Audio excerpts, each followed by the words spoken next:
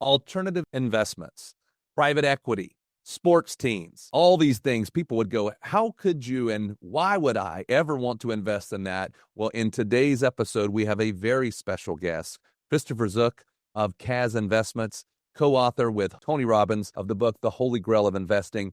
You want to listen to this entire episode. At the end, we have a gift, so listen all the way to the end. We hope you've been enjoying all the episodes from Secure Your Retirement. If you'd like to keep learning and receiving these episodes, hit the subscribe button and the bell so you receive alerts when they come out. We've helped thousands of listeners get on the path to securing their retirement. Now it's your turn. Let's dive in.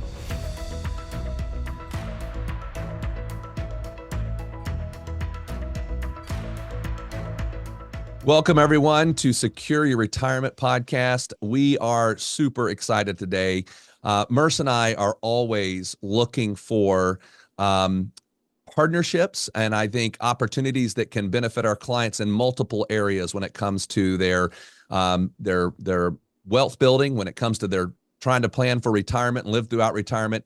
And we're very, very excited about a partnership that we have now that is giving us a lot of exposure to some investment structures that, quite honestly, we've not had exposure to in the past. And so we have with us a very special guest, Christopher Zook, who is the chairman and chief investment officer for Kaz Investments. He's also a co-author with Tony Robbins on the book, Holy Grail of Investing. So, Christopher, thank you very much for coming on and talking with us today. I'm glad to be here. Thank you for having me. All right. Well, let's just start this off because this is like an introduction to our listeners. Could you tell us a little bit maybe about Kaz Investments, you and your background, just so we got a little bit of an understanding of why it is that we're excited to have you on the podcast today? I'm happy to do it. So I founded the firm 24 years ago, and it's hard to believe that next year will actually be our 25th anniversary. So we're very excited about that. But so started the firm in 2001 with the backing of several very major families in Texas and a couple surrounding states. And the sole goal of our firm has been to invest our own personal capital in whatever we think is the best place to invest. And then we open it up to our ecosystem to come alongside of us, shoulder to shoulder, to truly invest together collectively as partners in whatever it is that we're doing. And we're a very thematic investor. So we look for a theme, we try to find the best risk-reward way to take advantage of the theme, and then from there we'll find the right way to execute on that theme. So good examples over time is we shorted subprime mortgages with John Paulson back before the global financial crisis. We bought all of the real estate we could find at very inexpensive prices post the global financial crisis.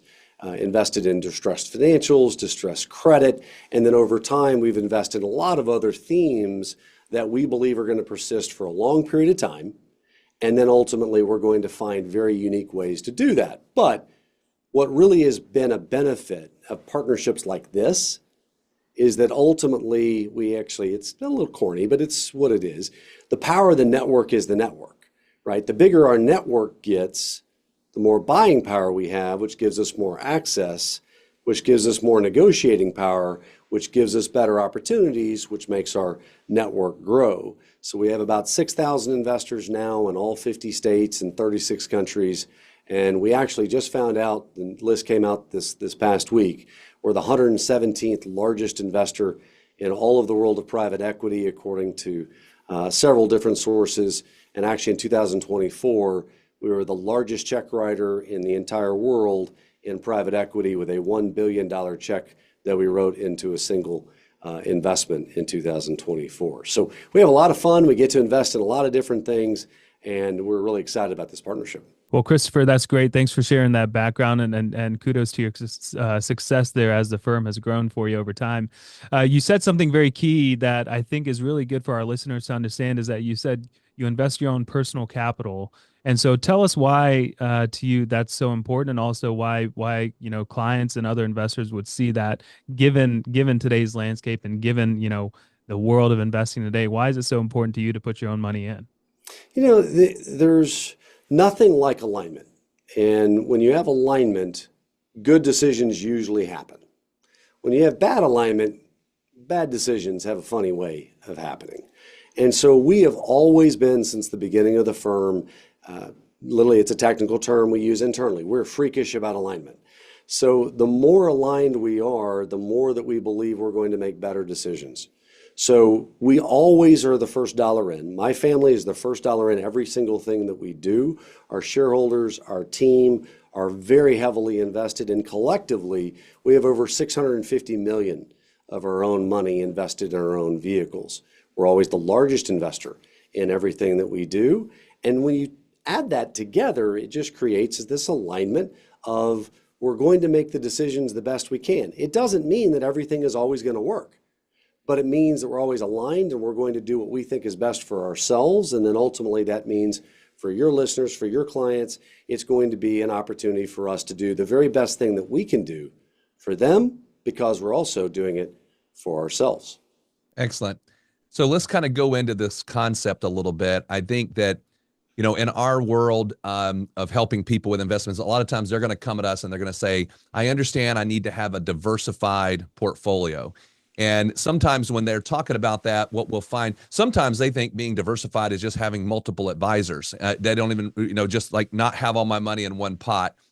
And then we start to, as you read the book that you co-authored here, and we learn more about your concept, is that we need to be diversified, but with non-correlated assets. So could you kind of help us and our listeners to really understand the difference between diversification and then non-correlated assets? So I chuckled when you asked the question because of the fact that I actually had a conversation last week. I made a speech in Utah last week, and there was somebody at the table who said, literally said, you know, I think I'm fully diversified. I own Apple, NVIDIA, Netflix, and Facebook. Like, let's have a different conversation. You're not diversified. Those stocks all zig and zag at the exact same time. And collectively, those four investments, which are great companies, but all four of those investments collectively dropped by more than 50% in 2022.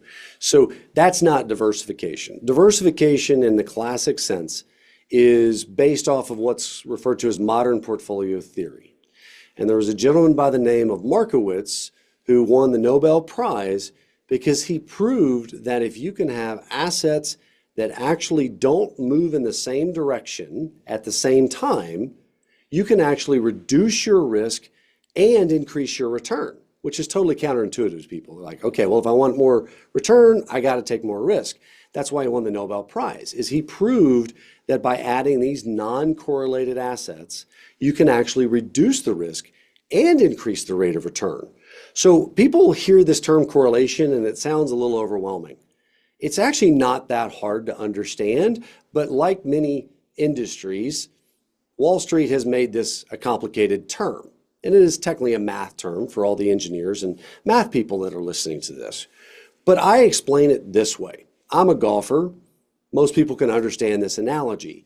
If you own a golf shop at a golf course, and in your golf shop, all you sell is umbrellas. That's it. That's all you sell. Well, on rainy days, you're going to sell a lot of umbrellas. But on sunny days, you're not going to sell very many umbrellas. On the other hand, if all you sold was sunscreen and nothing else, well, on sunny days, you're going to sell a lot of sunscreen. But on rainy days, you're not going to sell very much. And so therefore, those move in different directions. And so if you can instead carry both of those in your shop, well, some days you're going to do better on one and some days you're going to do better on the other, but over time your revenue is going to be much more consistent. And everybody who's a business owner gets this. If you only sell one thing, there are times that it's feast and there's times that it's famine. Well, the whole point of being an investor is not ever to have the whole portfolio in feast or famine at the same time, because that's what creates volatility. That's what creates risk. That creates the stomach churning move of, oh my gosh, my portfolio is down 40%. What do I do? Nobody wants that. What we all prefer is a more steady ride that is going to give us hopefully the same results, or at least close to the same results, but with a lot less roller coaster. And so by blending these assets together, we can absolutely lower the overall risk in the portfolio. The problem is for most people, and this is one of the reasons why Tony and I decided to write the book, is that there's a lot more opportunities now, just like you talked about in your opening. There's a lot more opportunities to invest in alternative investments. Well, people don't know what the word alternative is. So I'll define this because I think it's really important. If something is a public investment, it just means it trades on a public exchange and you can sell it usually within a day. If something is a private investment, it means it does not trade on an exchange. It does not mean, it means you're not likely to be able to sell it in a day. And the vast majority of the people watching this, you already own an alternative investment. You already own a private asset. It's called your home. If you invest in a home, your home or other types of real estate, you are an alternative investor every time because you can't sell it tomorrow necessarily. Opendoor will give you a bid pretty quick, but you're still going to take 3 or 4 weeks to close. So anything that is not publicly traded is privately traded. And that is why most people historically have not been really diversified. They think, okay, well, I've got large stocks, I got mid-sized stocks, I got small stocks, and maybe I have some international stocks. Now I'm diversified. Well, no, just got stock exposure. Oh, well, I'm going to add some bonds to it. Okay, well, that can add some diversification and adding some stocks and some bonds. But generally speaking, bonds are not a great investment. They're just kind of a safe place to generate some income. That's okay. They do add diversification. But if you can instead add all of the things we talk about in the book, from owning private asset management firms, to owning professional sports teams, to private credit, to private equity, to private real estate, to infrastructure, energy, etc. Now you have the ability to really be diversified across the economy, and you don't have to worry about just whether or not the stock market goes up or down in any one particular day, month, quarter, or year. You're going to have a much smoother ride along the path to hopefully a very secure retirement. Yeah, Christopher, I think that's a great approach to it. And, I love that golf shop analogy of the umbrellas and the sunscreen. And so kind of what you're saying is, well, you need 10, 15 different pieces in your portfolio to kind of keep the revenue going in that golf shop in all essence. So let's talk a little bit more about maybe what it is that you guys do from the perspective of, you mentioned some of those investing in sports teams, private equity, energy, and all that stuff. And while that sounds fancy and great, but what are the opportunities here for investors that are looking to diversify, looking to get into these alternatives that have flashy names to them? What's the bottom line as far as how does this work for them, and how does it diversify as well as get that growth on it as well? I'm going to answer part of the first statement that you made, and then I'll come back and answer the rest of your question, because I think it's important for the audience to understand this really critical concept of what correlation is and what it's not. So you mentioned it very beautifully. You need to have 8 to 15 non-correlated assets, things that, using the sunscreen and the umbrella analogy, that they move in either different directions or they just don't always move in the same direction. And the reason for that is statistically that if you have just one asset, that you're going to have obviously 100% of the volatility. If you can just add a second asset, you can reduce just literally with one, you can reduce your volatility by 20%. Once you get to adding 6, you can actually drop your volatility by half. So think about all the gyrations that people have experienced. If they can add 6 truly non-correlated or less correlated assets, they can reduce their volatility by 50%.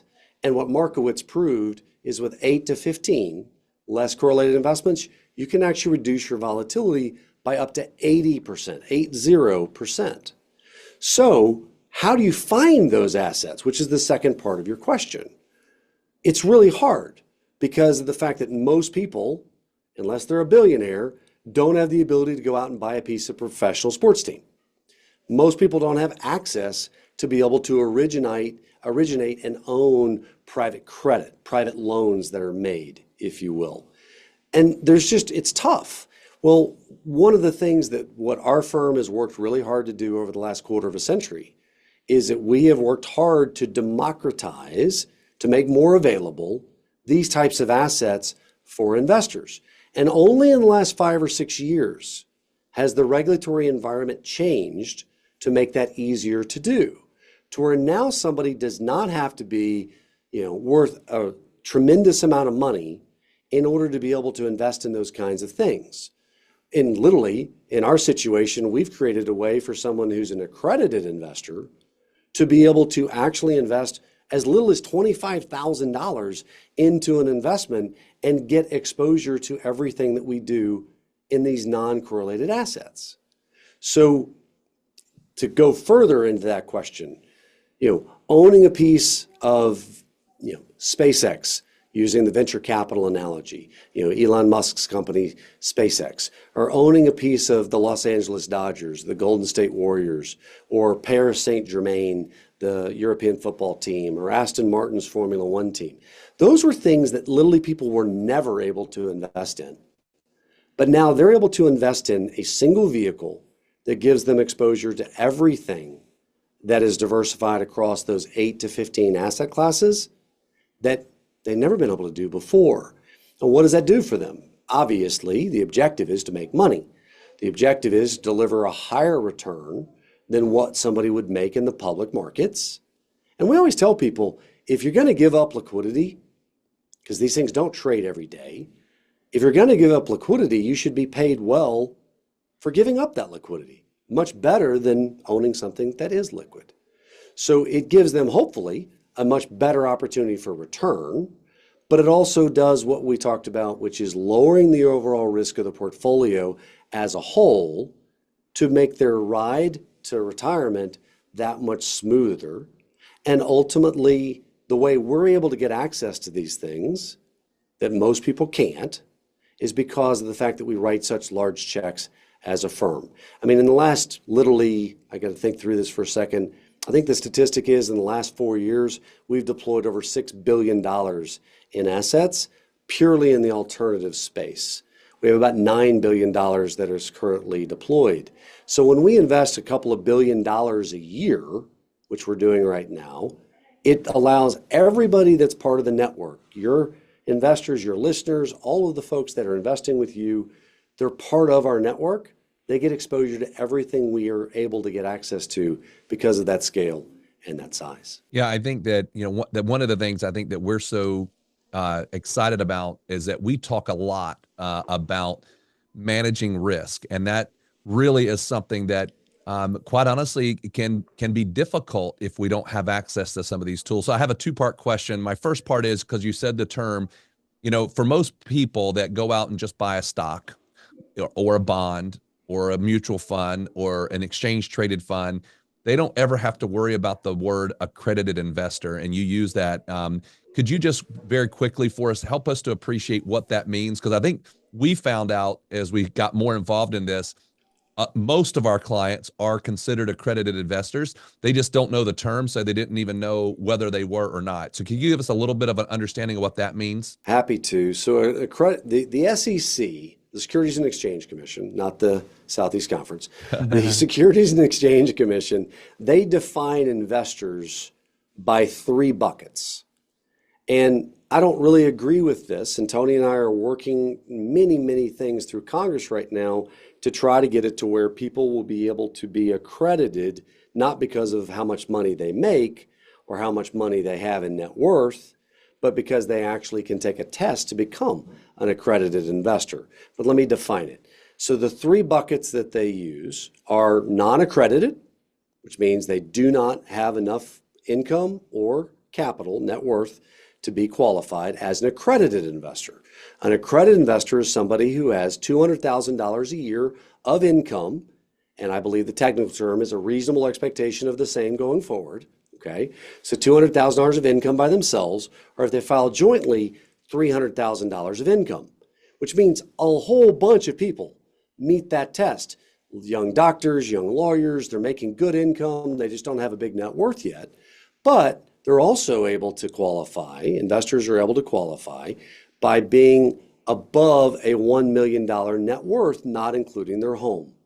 So if they meet that test, they are considered an accredited investor. There's technically another term out there called qualified client, which really doesn't tie here. That's at a $2.2 million net worth, but just in case somebody looks it up, that's another technical term the SEC uses. But the real one that is the third threshold, if you will, is the qualified purchaser standard. The qualified purchaser standard is $5 million of net worth. And that is obviously a much higher standard for people, and you cannot test for income in order to qualify there. Well, for literally virtually ever, the true alternative investments that a firm like ours would make were only available to qualified purchasers. Now, the rules have been relaxed a little bit to where accredited investors can make certain types of investments. And that gives people the ability to invest that they previously were not able to. And we're obviously able to provide for them the ability to do that in partnership with groups like yours. Now, one thing you said, I want to reiterate. Downside, focus on risk. So literally for 24 years, we've had one single firm adage in every investment committee meeting, in every investment that we look at. What's the worst case scenario? How do we get hurt? How much can we lose? How can somebody do us wrong? If we can live with that worst case scenario, the upside will take care of itself. And I'm really proud to say that over 24 years, we have a lot of really neat numbers that we can throw out, but this is the one that I think your audience is going to be most comforted by. Past performance is no guarantee of future results and all of those other disclaimers. But for 24 years, on all realized and unrealized investments that we have made as a firm in the private markets, we've made money on 95% of all of those investments. And it's because of this focus on the downside, because it's our money first. And we're the largest investor. I don't like to lose money. I don't mind taking risk when it makes sense, but I don't like losing money. It doesn't mean I'm not going to get some things wrong. I mean, nobody's perfect. Our firm is not perfect, but we've been right 95% of the time. And I'll put that batting average up against just about everybody. Yeah, that's fantastic. All right, so here's part two.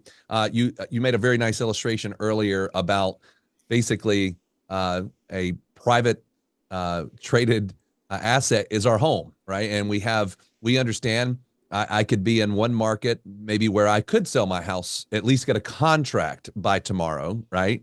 And I could negotiate that program. And I might be in a scenario where, no, I'm at a place where it might take me 6 months or to get that contract for that house. So let's talk a little bit about, because you mentioned, obviously we're getting a very good opportunity here. So there is some liquidity restraints. Could you kind of just give us an understanding of what that really means in this world of alternatives and private equity? What's really been the biggest change is around liquidity and access. So we've already talked about access to where you don't have to be a qualified purchaser anymore. You can be an accredited investor now.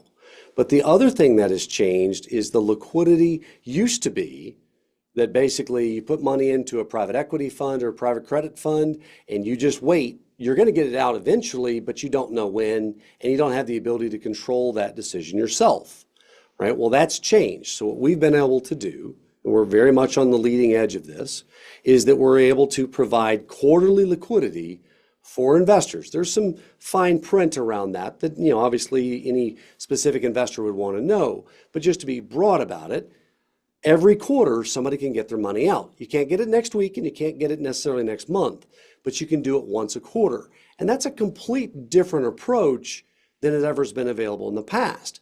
But our strategy, the holy grail of investing approach, if you will, is so much more suitable for something that has a liquidity need, where it has to be able to provide liquidity for people, because it's so diversified across so many different things. You don't ever find yourself like, oh my gosh, this is a terrible time to have to liquidate this asset because it's concentrated in a particular sector or industry, or the economy's in a recession, whatever.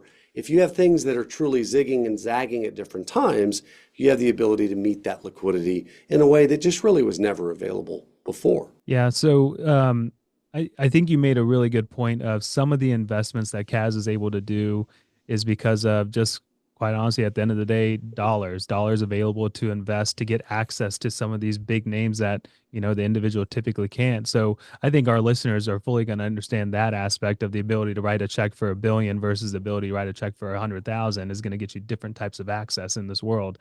But can you help us understand the logistics a little bit more? Because a lot of this is done through the secondary market structure, and I bet most of our listeners have, not much experience in the private market secondary. So can you give some comfort in that area and help us kind of understand how it all works? Absolutely. So to answer the first part of the question first, for sure, this is a relationship business like any other. If you write really, really big checks, people are going to call on you and they're going to want to show you what their opportunities are. If you can move very quickly, it also provides you with the ability to get that call quickly because of the fact that, like, look, I gotta do this. I want to close on this business. I want to close on this transaction. I got to do it fast. Are you in? Are you out? That's helpful. There's very few people on this planet that can write very large checks very quickly. And that's what we've been able to build over the last 25 years is the ability to have this access to capital, this big network, and to move very quickly. I mean, a lot of your listeners are going to be in the North Carolina area, so they may be familiar with the Charlotte Hornets, basketball team. When we made our investment in the Charlotte Hornets basketball team, that was an example of where, if you couldn't write a check for at least $50 million, you just weren't going to be included in the conversation. So because of our connections, relationships, and our ability to write very large checks, we were invited to participate in that specific transaction. Very few people were included in that dialogue. The second part of your question is related to the secondary market. And I'm going to go back to the home analogy because a lot of the listeners may not think they've been in the secondary market, but they actually have. So if you buy a home from a builder, you're going to wait for the construction period and you're going to then get to move in when it's done. And you're going to enjoy the home for however long you own it. And then ultimately you're going to want to sell it for whatever reason. Well, when you sell it, you're selling it in the secondary market. You are selling it just the same as if you invested in a private equity fund and was in it for 3 years. And you say, you know what? I need to sell it. I want to sell it. And you sell it in the secondary market. Well, just like in a home analogy, most of your audience has sold a home. It's a real pain in the neck in most cases, but you hire an agent and do it by owner, whichever the case might be. You go out and you try to find buyers. The buyers line up, they make their offers, they bid for whatever they want for the property, and then you decide who you're going to sell it to, and then you close on it. It's actually exactly the same way in the world of alternative investments. It could be a single asset. It could be a fund. It could be something that's led by, just somebody who has owned this for a long time and wants to sell it, or it actually could be led by a broker who has gotten hired to sell an asset. It's the exact same way. Naturally, when you buy through a builder, you think you're getting, whatever price it is, it's probably fair price, but you don't get a discount unless you negotiate something specifically because they really need to move that particular, lot or inventory, etc. But in the secondary market, when you sell your home, there are definitely markets where it'll trade above what fair market value is because there's just a supply-demand imbalance.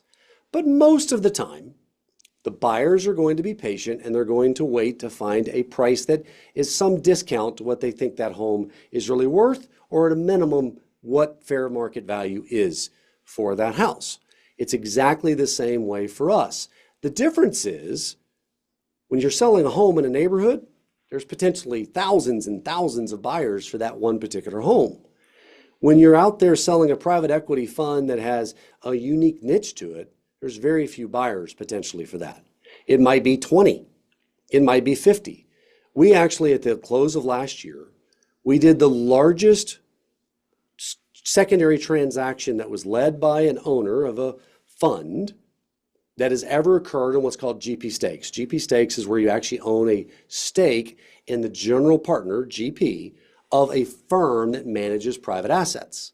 Okay, so think, private asset management firm like Starwood. A lot of people are familiar with the big real estate firm, or Vista Equity Partners, who's got Robert Smith. Some other people we interviewed from the book as an example.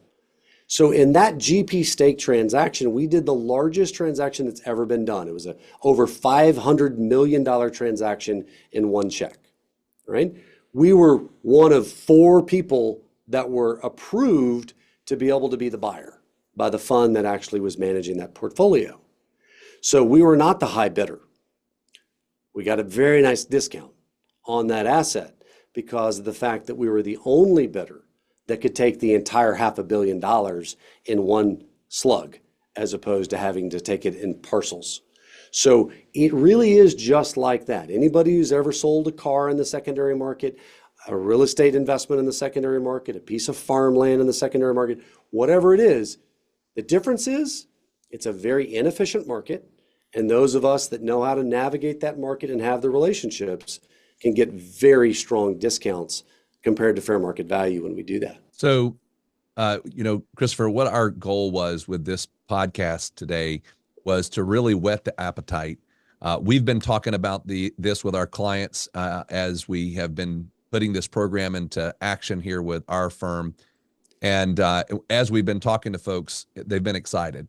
And you've given us enough today to go, wow, okay, this is something I might want to learn a little bit more about. So I got a question for you, because this is kind of like our final thoughts, and we're going to ask you for your advice. So you've been doing this for 24 years. You co-authored the book. You obviously know this. So if I'm a listener and I really am not exposed to this, and I said, I need to get a little bit of education so I can understand it a little bit better, so that I can talk about it a little bit more intelligently, how would you recommend that somebody go about doing that? What would be your recommendation? So it's interesting because no matter who I talk to, these kinds of events, et cetera, it's all about education. It's all about reading. I mean, I started investing for my personal portfolio 40 years ago. Obviously, various roles in senior level with Wall Street firms before I started the firm 24 years ago. The one thing that has never changed over 40 years is the amount of material that I read. I read every single day, no exception, about something that's going to help me perform better in the world, in the markets, et cetera. So reading is where I think most people are going to get the best information. I'm obviously biased, but our book, The Holy Grail of Investing, it became a #1 New York Times bestseller for a reason.